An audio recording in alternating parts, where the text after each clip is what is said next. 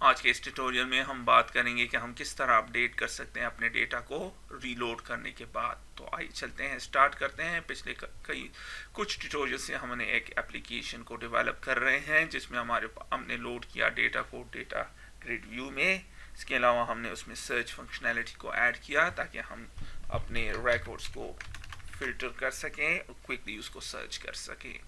और इसके अलावा मैंने एक स्क्रीन ऐड की कि हम किस तरह अपने डेटाबेस में डेटा को सेव कर सकते हैं। इस ट्यूटोरियल में हम एक्सटेंड करेंगे इस एप्लीकेशन को, और उसमें हम क्या करेंगे, जब हम किसी भी रो को सेलेक्ट करें और डबल क्लिक करें तो ये इस स्क्रीन को ओपन कर दें और उसमें जो भी डेटा उस रिकॉर्ड के बारे में है उसको लोड कर दें। और फिर जब हम सेव के बटन को क्लिक करेंगे तो वो उसको सेव कर दें या अपडेट कर दें। तो किस तरह करेंगे, बहुत आसान। सबसे पहले हम क्या करते हैं, जब हम किसी भी रो को डबल क्लिक करते हैं तो डबल क्लिक का एक इवेंट जनरेट करते हैं इस डेटा ग्रिड व्यू के लिए। प्रॉपर्टीज विंडो में चलते हैं, डबल क्लिक को देखते हैं, डी में मिलेगा डबल क्लिक।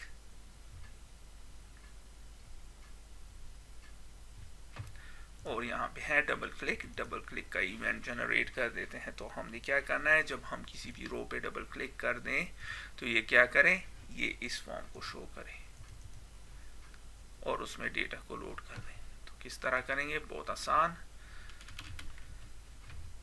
यही कोड है, कॉपी और फिर पेस्ट कर दें। यहाँ पे डबल क्लिक कर दें आप तो एम्प्लॉय फॉर्म को ओपन कर दें। चलते हैं और आप देख रहे हैं अब लोड हो रहा है, लेकिन अभी डेटा इसमें नहीं है। अब हम क्या चाहते हैं, जब ये यहाँ पे आए तो ये क्या करे, ये जो भी डेटा है वो इसको इस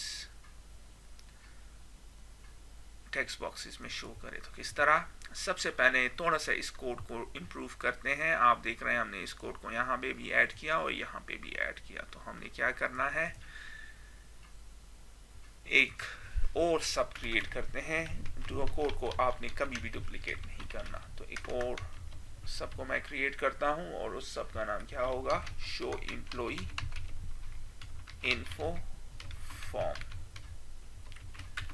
हो गया। और इसमें मैं इस कोड को यहाँ से कट करके डाल देता हूं और अब इसको यहाँ पे कॉल करते हैं, शो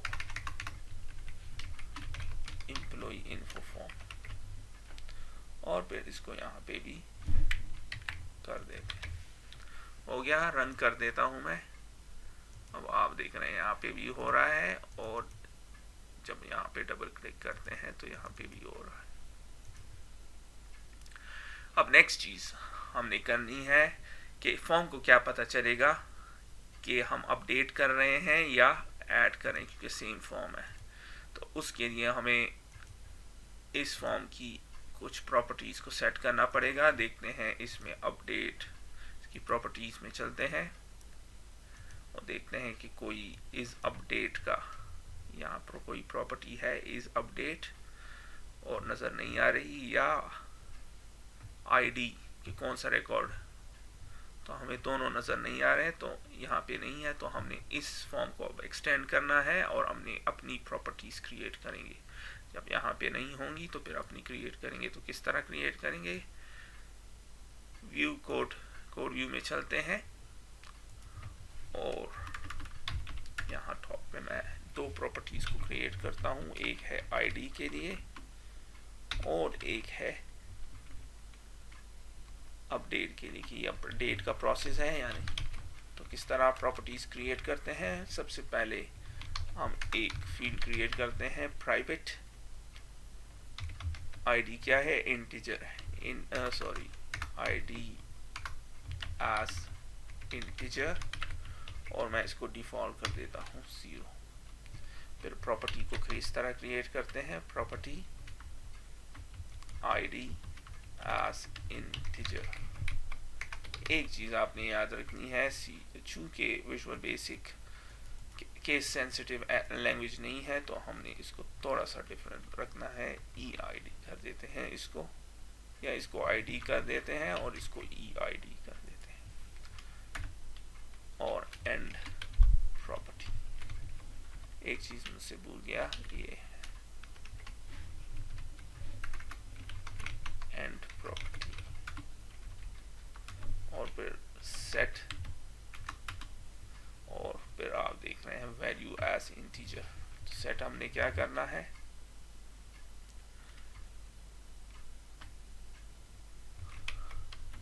एज वैल्यू, और गेट क्या होगा, रिटर्न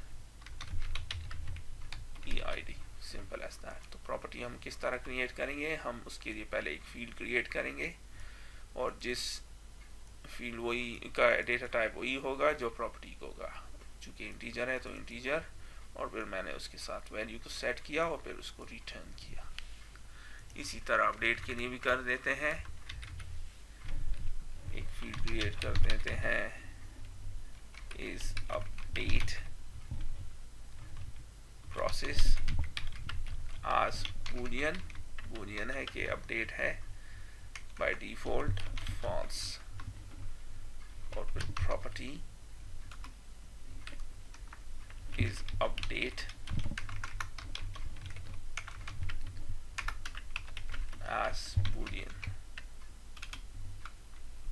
और फिर एंड, और फिर मैं पहले लिख देता हूँ गेट, और रिटर्न क्या करो,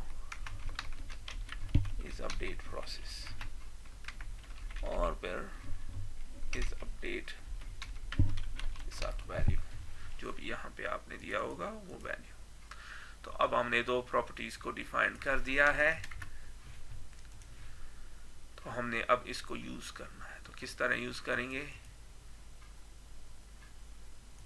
जब हम ऑब्जेक्ट क्रिएट कर लेंगे तो फिर इस प्रॉपर्टीज को सेट करते हैं। अगर तो ये अपडेट का प्रोसेस है तो हमने क्या करना है, यहाँ पे कर देते हैं दो। पहला क्या होगा, आईडी एज इंटीजर, और दूसरा क्या है, इज अपडेट एज बूलियन, और फिर डॉट। अब आपको इज अपडेट यहाँ पे नजर आएगा इस फॉर्म का, एम्प्लॉई इन्फो फॉर्म, क्योंकि हमने इसमें दो प्रॉपर्टीज ऐड की हैं। तो आप देख रहे हैं ये हमें नजर आ रहा है। और इस अपडेट कहाँ से हम इसको सप्लाई करेंगे, इस अपडेट, और इसी तरह आईडी, और आईडी कहाँ से आ रहा है, यहाँ से। करंटली हमने जहाँ पे इसको शो किया है, कॉल किया है इस सब को, वहाँ पे कोई वैल्यू हमने सप्लाई नहीं की। ऐड न्यू एम्प्लॉई के केस में आईडी जो होगा वो है 0, क्योंकि कोई एम्प्लॉई नहीं है। न्यू एम्प्लॉई को हम ऐड करते हैं, और अपडेट का प्रोसेस नहीं है, इंसर्ट का है तो फॉल्स। और इस केस में हमने इसको अब आईडी को डिफाइन करना है, dim ID as integer. For the time being इसको 0 कर देते हैं, तो मैंने इसको आईडी सप्लाई किया, और ये अपडेट का प्रोसेस है ट्रू। तो बहुत सिंपल, मैंने क्या किया, एक फंक्शन क्रिएट किया, शो एम्प्लॉई इन्फो फॉर्म, इस फॉर्म को शो करो, कोई भी नाम आप इसको दे सकते हैं। उसको दो पैरामीटर्स मैंने सप्लाई किए, एक है आईडी जो कि इंटीजर, और एक है अपडेट जो कि है बूलियन। अब इन दोनों का मकसद क्या है, अगर हमने अपडेट करना है तो हमने अपने इस फॉर्म से डेटा को, इस फॉर्म से डेटा को इस फॉर्म में ले जाना है। आईडी हमारे पास यहाँ होगी तो हमने इसको यहाँ पे ले जाना है। तो इसका एक ही तरीका है कि हम प्रॉपर्टीज यूज करें, लेकिन हमने चेक किया कि यहाँ पे कोई भी इज अपडेट और आईडी की प्रॉपर्टी नहीं है, तो हमने खुद उसको लिख दिया, खुद बना दिया उसको। और जब हमने उनको बना दिया तो हमने उसको सेट कहाँ पे की, यहाँ पे हमने उसको सेट किया। तो जहाँ पे हम इस मेथड को कॉल करेंगे अपने कोड में, डबल क्लिक, जब मैं यहाँ पे डबल क्लिक करूँगा किसी भी रिकॉर्ड में, तो मेरे पास आईडी होगी, जो कि अब हम थोड़ी देर में इसको डिफाइन करेंगे, और मैं इसको कहूँगा कि ये अपडेट है अगर हमने अपडेट का प्रोसेस करना है। ऐड न्यू में मैंने क्या किया, चूंकि इंसर्ट कर रहे हैं तो अपडेट नहीं है तो मैंने फॉल्स किया। अपडेट के केस में हम इसको ट्रू करेंगे, और चूंकि हम इंसर्ट के केस में हमें आईडी की कोई ज़रूरत नहीं तो मैंने उसको 0 कर दिया, और फिर ये इसको शो करेगा। शो करने के बाद इसने एक काम और करना है, डेटा को रीलोड करना है। तो इसको यहाँ से निकाल के यहाँ पे मैं कर देता हूँ।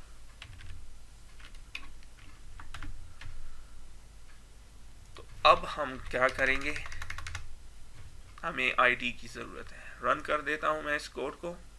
आईडी हमको इस कॉलम से मिलेगा, जो भी पहले हमने रो फाइंड करनी है कि कौन सी रो है। जब रो का हमें पता चल जाएगा, फिर हमने कॉलम से इसकी वैल्यू को फाइंड करेंगे। तो किस तरह, बड़ा आसान, बहुत आसान है ये। पहले रो फाइंड करते हैं, em row to update as integer, कौन सी रो है, इसको भी डिफॉल्ट करते हैं। फॉर एग्जाम्पल थोड़ी देर के लिए 0 इसको कर देते हैं। जब हम क्लिक करेंगे तो इस रो को हम अपडेट करना चाहते हैं, और उसके लिए हमें आईडी की ज़रूरत है। आईडी के बगैर हम कोई भी रिकॉर्ड, प्राइमरी की के अलावा के बगैर हम कोई भी रिकॉर्ड को अपडेट नहीं कर सकते। तो हमें इस 3 की ज़रूरत है। तो पहले रो फाइंड करेंगे, और फिर उस रो से हम इस कॉलम की वैल्यू को फाइंड करेंगे। तो किस तरह, बहुत आसान। ये record employee data grid view में है, फिर रोज, और जब हम जो भी रो सेलेक्ट करेंगे, गेट फर्स्ट रो, चूंकि एक ही रो सेलेक्ट करेंगे तो वही फर्स्ट रो होगा। और स्टेट इसकी क्या है, जब सेलेक्ट करेंगे, जब हम सेलेक्ट करेंगे तो बस एक ही रो है। गेट फर्स्ट रो का मतलब है अगर हमने एक से ज़्यादा रो सेलेक्ट किए हैं तो फिर उसमें जो पहला रो सेलेक्ट किया था। लेकिन चूंकि इस केस में एक ही रो सेलेक्ट होगा, क्योंकि हमने, अगर आपको पहला ट्यूटोरियल आपने देखा है तो हमने इसकी प्रॉपर्टी को सेट किया था मल्टी सेलेक्ट फॉल्स, कि हम सिर्फ एक वैल्यू को, एक रो को एट अ टाइम सेलेक्ट कर सकते हैं। मल्टी सेलेक्ट फॉल्स, तो जो भी रो सेलेक्ट करेंगे वो पहला रो होगा। तो हमें अब रो का पता चल गया है। अब हम इस रो से क्या करेंगे, आईडी के सेल की वैल्यू को फाइंड करेंगे। तो employ data grid view dot row, rows, और कौन सी रो, ये वाली रो, जो कि हमने इसका नंबर, और फिर एक्चुअली ये, और फिर सेल्स, कौन सा सेल, सेल क्या है, आईडी, और फिर उसकी वैल्यू। तो सिंपल एज दैट। सबसे पहले मैंने रो सेलेक्ट की, जिसको हमने सेलेक्ट किया है उसका नंबर, नंबर से क्या मुराद है, ये पहला है, दूसरी, तीसरी, चौथी, पांचवी, छठी, इस तरह का रो है। आईडी से इसका ताल्लुक नहीं है। रो ये 1, 6, 7 भी हो सकता है। इस केस में इसका मतलब है कि 1, 2, 3, 4, 5, 6, तो इस केस में 6 रो है, तो मैंने उसको दी है। और उसका सेल, ये वाला सेल, और उसकी कौन से सेल की वैल्यू, आईडी। अगर आपने इसको एग्जैक्टली इसी तरह देना है, आईडी यहाँ पे है जिस तरह ये कैपिटल लेटर्स में है। अगर आपने कोई और दे दिया तो ये एरर देगा। अब आपके पास वैल्यू आ गई है, तो हमने सप्लाई कर देनी है अपने एम्प्लॉय इन्फो फॉर्म को, इस फॉर्म को अब हम, और हमने इसको ये भी कह दिया है कि ये अपडेट का प्रोसेस है, अपडेट ट्रू, तो फिर ये शो होगा करेक्टली। तो रन करते हैं। अब इसके पास, इसको पता है कि कौन सा रिकॉर्ड है, उसकी आईडी क्या है, 3, और अब हमने इसको क्या करना है, डेटा को लोड करना है। लोड कब करेंगे, जब फॉर्म लोड होगा। तो चलते हैं, कि फॉर्म लोड इवेंट को जनरेट करते हैं। डबल क्लिक कीजिए फॉर्म लोड इवेंट, और मैं एक सब को क्रिएट करता हूँ, load data into load data. That's it, simple as that. Load data एक सब मैंने क्रिएट की, अभी डिफाइन नहीं है, इसको डिफाइन भी कर देते हैं, लोड डेटा। अब हमने क्या करना है, डेटा को लोड करना है, और इसको कब हमने लोड करना है, जब ये अपडेट का प्रोसेस होगा। तो हमने इफ स्टेटमेंट लिखना है, मी इज अपडेट, अपडेट है, क्योंकि इसको पता होगा कि अपडेट है या नहीं। तब क्या करो, मैं एक डेटा टेबल को डिफाइन करता हूँ, एम्प्लॉई इन्फो, और वैल्यू कहाँ से आ रही है, एक फंक्शन से, get employee info by ID, एक फंक्शन से आ रही है, जिसको हम थोड़ी देर में डिफाइन करते हैं। एक्चुअली इसको डिम डेटा, ये डेटा टेबल है एज डेटा टेबल, और अब हम इस फंक्शन को डिफाइन कर देते हैं। एक आसान तरीका ये है, आप यहाँ पे क्लिक कीजिए, जब ये बल्ब, ये लाइट का निशान आपके सामने होगा तो जनरेट कीजिए। जनरेट हो गया, फंक्शन है जो कि डेटा टेबल को रिटर्न करता है, ये ऑटोमेटिकली आपके लिए ये कर देगा। अब हमने एक डेटा टेबल को डिफाइन करना है, यहाँ पे dt एम्प्लॉई इन्फो, आप कोई भी नाम दे सकते हैं, एज न्यू डेटा टेबल, और फिर इसको रिटर्न करेंगे, इसकी डेटा को dt एम्प्लॉइज इन्फो। हो गया। अब हमने क्या करना है, कनेक्शन स्ट्रिंग, क्योंकि डेटा हमारे पास आएगी हमारे डेटाबेस टेबल से, तो बहुत आसान, कनेक्शन स्ट्रिंग डिफाइन करते हैं, कनेक्शन स्ट्रिंग as string, और कनेक्शन स्ट्रिंग कहाँ से आ रही है, कॉन्फ़िगरेशन मैनेजर, हमारे app.config फाइल से, connection string dbx dot connection string. हो गया। फिर कमांड स्ट्रिंग के बारे में थोड़ी देर में बात करेंगे, तो फॉर द टाइम बिंग इसको खाली छोड़ देते हैं। फिर हम यूज करेंगे कनेक्शन ऑब्जेक्ट, चूंकि हम यूज कर रहे हैं एक्सेस डेटाबेस, सो db कनेक्शन, और उसको कनेक्शन स्ट्रिंग सप्लाई कर देंगे। हो गया। इसके बाद हम command as new OLEDB command, और कमांड हमें हमने डिफाइन नहीं किया, लेकिन सप्लाई इसको कर देंगे, और कनेक्शन ऑब्जेक्ट को भी यहाँ पे डिफाइन कर देंगे। हो गया। फिर हम कनेक्शन को ओपन कर देंगे, बगैर इसके काम नहीं करेगा, तो कनेक्शन डॉट ओपन, और अब हमने क्या करना है, इसको पैरामीटर सप्लाई करना है कि कौन सा डेटा हमें चाहिए। तो पैरामीटर क्या है, parameter dot add with value, और आईडी हमने इसको सप्लाई करनी है, और जो कहाँ से आ रही है, हमारे प्रॉपर्टीज से। कौन सी प्रॉपर्टी से, इस प्रॉपर्टी से, तो हमने इसको प्रॉपर्टी दे देनी है, me dot id, simple as that. और फिर हमने क्या करना है, चूंकि सेलेक्ट करना है, सेलेक्ट कर रहे हैं तो फिर रीडर को यूज करेंगे, so dim reader as OLEDB data reader. हम डेटा अडेप्टर को भी यूज कर सकते हैं, लेकिन इस एग्जांपल में मैं रीडर को यूज करता हूँ। और फिर command dot execute reader, execute reader करते हैं, और फिर इसको लोड कर देते हैं अपने डेटा टेबल में। तो डेटा टेबल का नाम, और फिर रीडर, और फिर रिटर्न होगा। अब हम अपनी कमांड स्ट्रिंग को कर देते हैं सेलेक्ट। हमने क्या सेलेक्ट करना है, फुल नेम, सारे कॉलम्स जो हम सेलेक्ट करना चाहते हैं, full name, email, telephone, mobile where ID equals to, ID कहाँ है, यहाँ से आ रही है, हमने इसको सप्लाई की। तो अब हमारे पास डेटा टेबल फिल हो गया है। अब हमने क्या करना है, इस डेटा टेबल में हमेशा एक ही वैल्यू, एक ही रिकॉर्ड रिटर्न होगा। क्यों, हम आईडी को यूज कर रहे हैं, तो रिटर्न नहीं होंगे, एक ही रिटर्न होगा एट अ टाइम, और उसको हम डेटा रो क्लास के थ्रू कैच कर सकते हैं।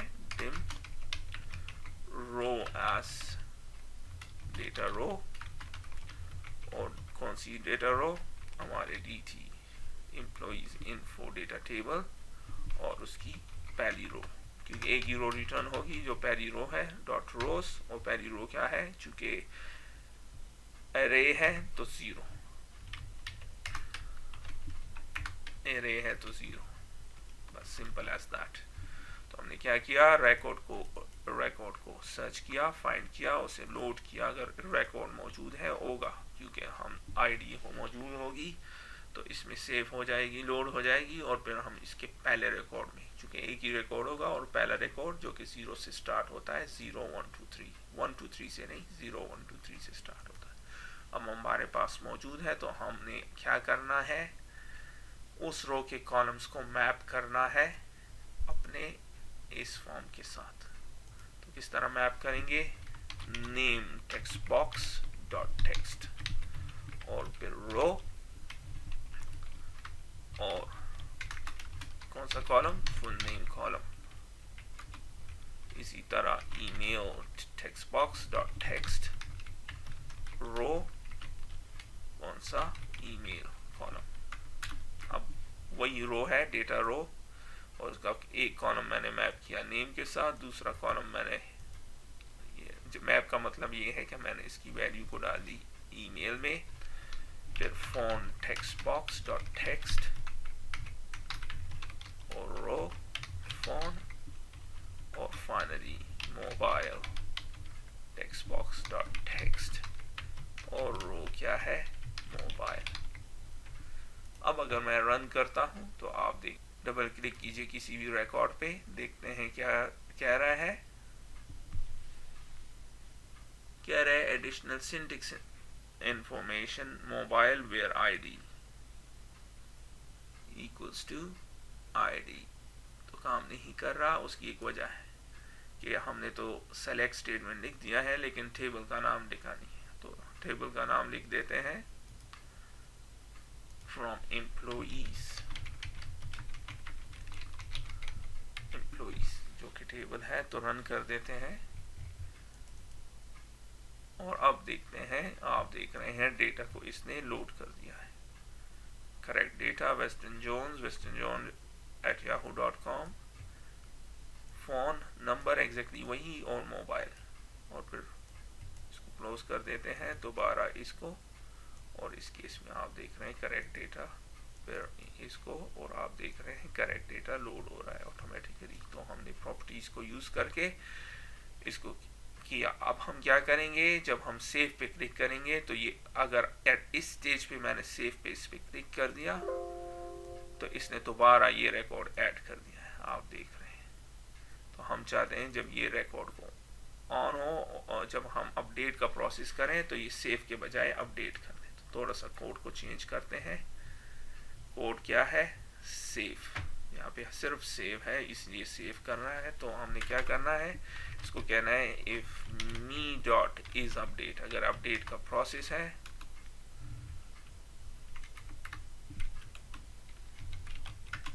तो फिर क्या करो, अपडेट रिकॉर्ड, इस अपडेट को, अब डेटा रिकॉर्ड को अपडेट कर दो, और फिर मैसेज शो करो, इसको खत्म कर दें, इसकी जरूरत नहीं है। Employee record is updated, record is updated, और अगर अपडेट नहीं है तो फिर सेव करो और मैसेज शो करो employee is added to the system, और फिर क्लोज कर दो। अब हमने इसको डिफाइन करना है, इसको यहाँ पे डिफाइन कर देते हैं प्राइवेट सब अपडेट रिकॉर्ड। हो गया।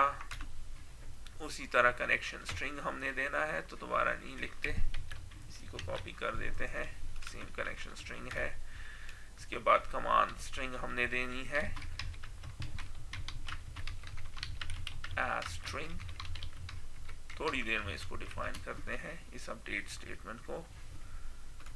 इसके बाद हमने क्या करना है, एग्जैक्टली वही कोड जो कि हमने यहाँ पे लिखा है अपने सेव में, तो उसी को हम यहाँ पे कर देते हैं पेस्ट। अब एक डिफरेंस है इसमें इंसर्ट के बजाय हम अपडेट करेंगे, तो अपडेट और फिर टेबल का नाम एम्प्लॉइज और फिर सेट करो कौन से कॉलम, फुल नेम और वैल्यू नेम से आ रही है, ईमेल और वैल्यू यहां से आ रही है, फोन और वैल्यू यहां से आ रही है, ये है, और फाइनली मोबाइल।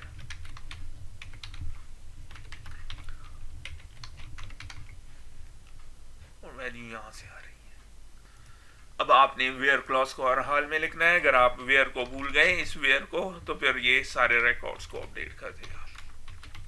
और कौन सा रिकॉर्ड हम चाहते हैं, वेयर आईडी इज,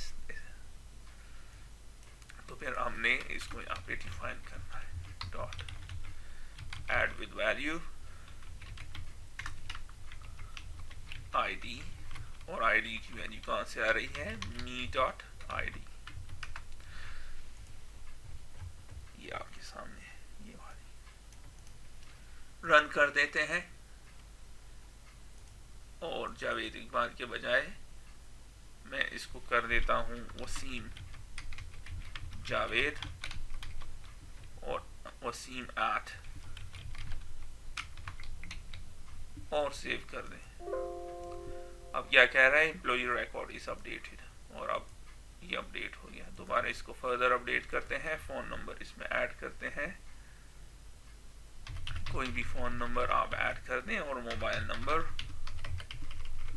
और फिर सेव कर दें। और अब आप देख रहे हैं ऐड हो गया। इसी तरह इसके साथ भी कर सकते हैं, कोई भी फोन नंबर आप इसको साथ ऐड कर सकते हैं अगर करना चाहे, और सेव, और आप देख रहे हैं ऐड हो गया। अब अगर हमने न्यू एम्प्लॉई को ऐड करेंगे, तो abc@xyz.com,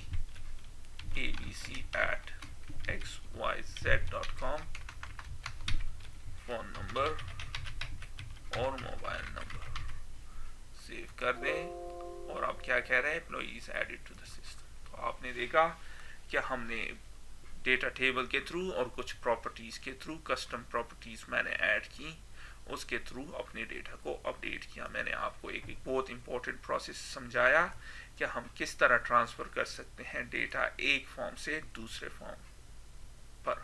तो मैंने एम्प्लॉई मैनेजमेंट फॉर्म से डेटा को एम्प्लॉई इन्फो फॉर्म में ट्रांसफर किया प्रॉपर्टीज के थ्रू, क्योंकि हमारे पास ये प्रॉपर्टीज यहाँ पे मौजूद नहीं थी इसमें, तो हमने अपनी प्रॉपर्टीज को खुद क्रिएट किया। एक्स्ट्रा प्रॉपर्टीज को बड़ी आसानी के साथ हम कर सकते हैं, आपके सामने है, कोई खास प्रोसेस मैंने ऐड नहीं किया, जस्ट गेट सेट किया एंड दैट्स अबाउट इट। और आप देख रहे हैं कितनी आसानी के साथ और कितनी कामयाबी के साथ ये काम कर रहा है। तो इसके साथ ही मैं इस ट्यूटोरियल को ख़त्म करता हूँ, फिर मिलते हैं किसी और ट्यूटोरियल में, तब तक के लिए खुदा हाफिज़।